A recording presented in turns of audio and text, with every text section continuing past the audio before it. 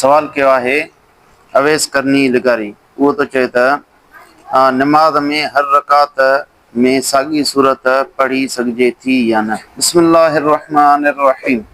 फर्ज़ जी ॿिन्ही रकातुनि जे अंदरि साॻुणी सूरत पढ़णु इहो ख़िलाफ़े औला व मकरूह तंज़ीही आहे। बहितर इहो आहे त मुख़्तलिफ़ सूरतूं पढ़े।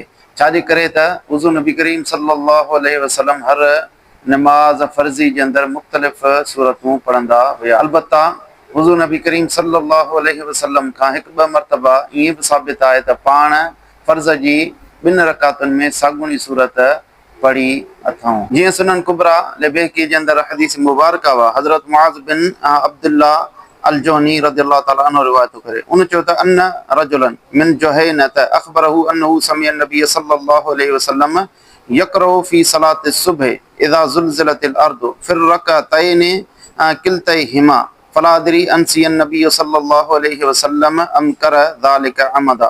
मूंखे जोहनी कबीले जे हिकु शख़्स ॿुधायो त मूं नबी करीम सल्लल्लाहु अलैहि वसल्लम खां सुबुह जी नमाज़ जे अंदरि ॿिन्ही रकातुनि में हिकिड़ी सूरत इज़ा ज़ुलज़िलतिल अर्दु पढ़ंदे ॿुधी ऐं मां नथो ॼाणियां त नबी करीम सल्लल्लाहु अलैहि वसल्लम इहो वेसर में अमल कयो या ॼाणी वाणी कयाऊं।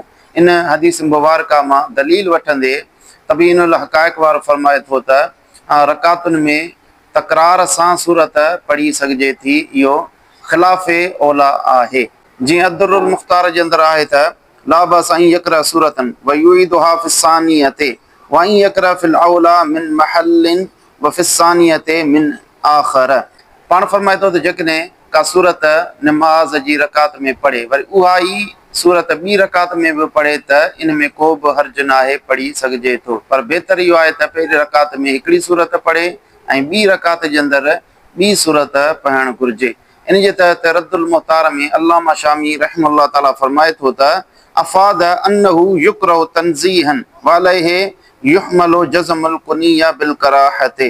पाण फरमाए थो त इबारत जे अंदरि जेको ला बस लफ़्ज़ इस्तेमालु थियो आहे इन मां मुराद इहा हुआ त इहो सूरत जो तकरार करणु इहो मकरूह तंज़ीही आहे। अहिड़ी तरीक़े सां किताब कुनिया जे अंदरि नक़ुल थियल आहे। ख़ुलासा कलाम इहो आहे त जेकॾहिं बग़ैर उज़र जे नमाज जे अंदरि साॻुणी सूरत पढ़े थो हर रकात जे अंदरि त इहो ख़िलाफ़े औला वा बहितर ऐं मुस्तहब अमल इहो आहे त हर रकात जे अंदरि जुदा जुदा सूरत पढ़े। ऐं अहिड़ी तरह जेकॾहिं उज़र अथसि त उन सूरत में बि इहो मकरूह न आहे। वल्लाहु आलम बिस्सवाब।